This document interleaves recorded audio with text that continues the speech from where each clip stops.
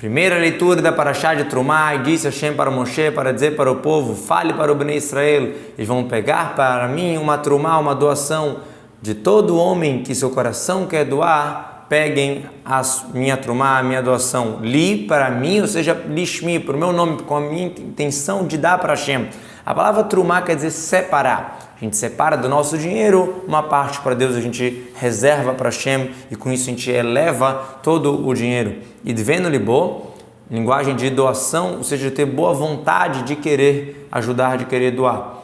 Tikhui Trumati, nossos sábios falam que 3 vezes fala a palavra Trumá, como daqui a pouco vai falar Vezota Trumá, a terceira vez. Por quê? Uma se refere ao meio shekel por cada pessoa, que era para fazer as sapatas do tabernáculo, que era onde colocava a madeira, que era de prata, como está explicado na Parashá de Pekudei.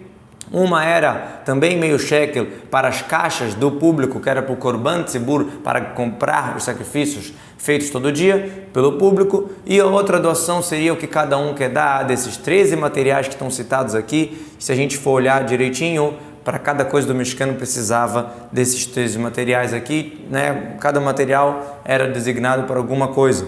Então essa cada um deu a quantidade que ele queria. Vezota Trumá, essa vai ser a doação que vocês vão pegar, ou seja, esses materiais que vão ser necessários, ouro, prata e cobre. Na verdade, todos foram doação, cada um quanto quer, mas a prata era uma questão fixa para cada um, dar meio shekel para cada um, para as sapatos e meio shekel para os sacrifícios. A gente não encontra nenhuma coisa no tabernáculo que era preciso de prata fora das sapatas, que está escrito claramente que elas foram montadas desses meio shekel.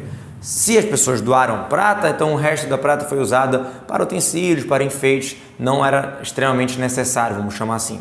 E os tecidos, techelet e argaman, tolat shani, que seriam lã pintado de várias cores, de azul, de vermelho, tolat shani é um outro tipo de vermelho forte, que era com inseto, e linho e o couro de cabra. O techelet é a lã pintada com sangue de rilazon, que é também um inseto que tem uma cor esverdeada, tem muita discussão sobre isso, qual é a cor do techelet. Argaman é o lã plantado da espécie chamada argaman, que é um vermelho, um tipo de vermelho. Shesh é o linho, pistan. Veizim, a tradução literal de izim em geral é bodes, mas aqui está falando do pelo dos bodes. Por isso que o Unclos traduz o meazei, ou seja, o que sai do izim, o que vem do izim do bode e não o próprio bode. Que a tradução de bode aramaico fica Isaia. E também couros de cordeiros avermelhados e couros de terrachim, um animal especial que só existia naquela época, e atzeichetim, madeiras de acácia de um tipo de cedro. Odami quer dizer avermelhados, pintados de vermelho depois que você curtiu o couro. Ou seja, não é que o couro nasceu vermelho, sim, pintava de vermelho. Derrachim é um tipo de animal silvestre que não estava somente naquele momento e tinham vários tons, por isso que a tradução do Unclos está é sasgona. Sasgona seria que ele se exibe com os seus tons. Interessante, se a gente for ver na Guemará, esse tarrash ele tinha um chifre só, então tem muitas coisas que seria equivalente ao unicórnio.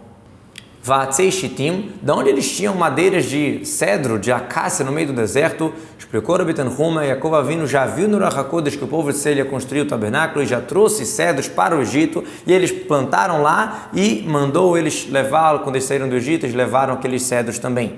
Azeite de oliva para a luminária, especiarias também para o azeite da unção e Puktoret Samim para o incenso. Shemen Lamaor, azeite de oliva bem refinado para poder acender a menorá sempre, e também especiarias para o azeite que foi feito especialmente para ungir os utensílios do Mishkan, o próprio Mishkan santificá-lo, precisou de Bessamim, como vai explicar na Parashá de Kitissá. E também para os incensos, o Ketoret, que era feito toda noite e toda manhã, como está explicado na Parashá de Tatetzaveh. A palavra Ketoret vem de elevar, subir o Kitor, a coluna de fumaça. Por isso que o nome é Ketoret. Avnei Shoham, pedras de ônix e pedras para engatar, colocar, preencher o efod e o roshin, 2 peças especiais do Cohen que a gente vai estudar ainda sobre elas. Avnei Shoham eram 2 necessárias para o efod, como está explicado na Parashá de Tatetzaveh. Que são Avnei Miluim, pedras preciosas que vão preencher, porque se faz no ouro um local como se fosse um buraco para colocar a pedra, e a pedra preenche, Memale Miluim, por isso que a gente chama as pedras de Miluim. E o local onde a gente coloca, a gente chama de Mishbetzet, que é onde a gente vai encaixar. Para o efod e para o roshen, essas pedras de shoam, essas pedras de ônix, era para o efod, e essas pedras de Miluim para o roshen. Rosh e Efod, os dois vão ser explicados na Parashá de Tetzaveh, são roupas enfeites do Cohen. E farão para mim um santuário, eu vou pairar dentro de vocês. Hashem fala, uma mitzvah, fazer para mim um lugar sagrado e eu vou pairar dentro de vocês, dentro de cada um e do povo de Israel. O que quer dizer para mim? Lishmi, para mim, para o meu nome, ou seja, com a intenção de fazer para mim uma casa sagrada.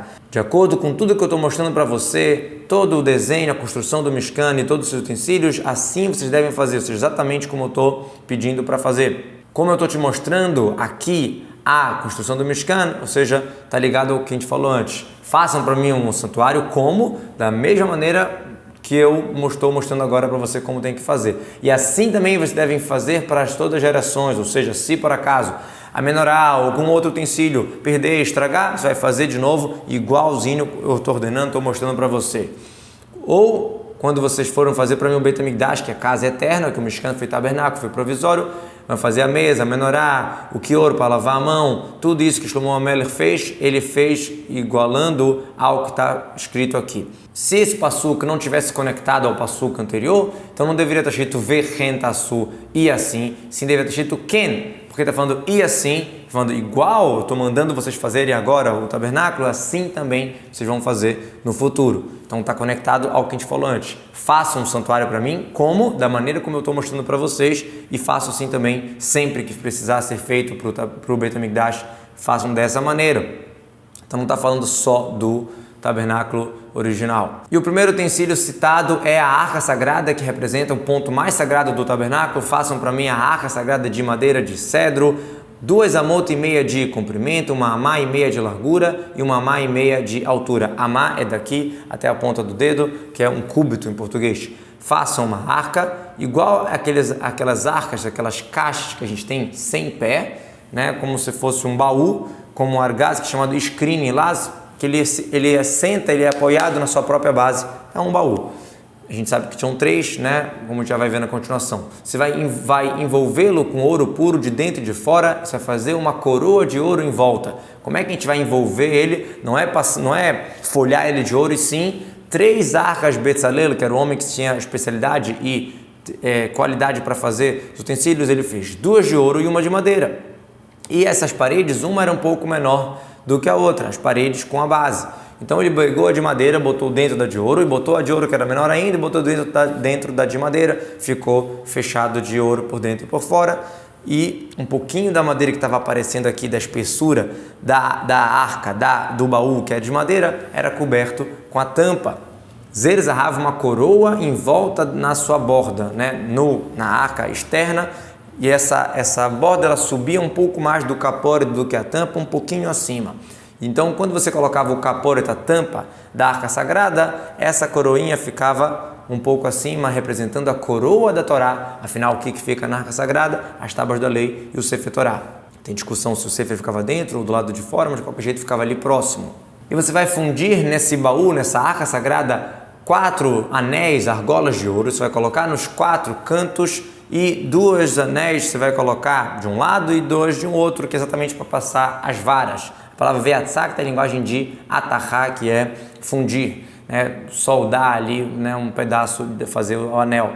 A palavra veatzak é, como a gente fala em hebraico, atahá, que é fundir. Nos seus 4 cantos, nas suas 4 pontas, né? Peamotava dos ziviatei, os aviotos, cantos.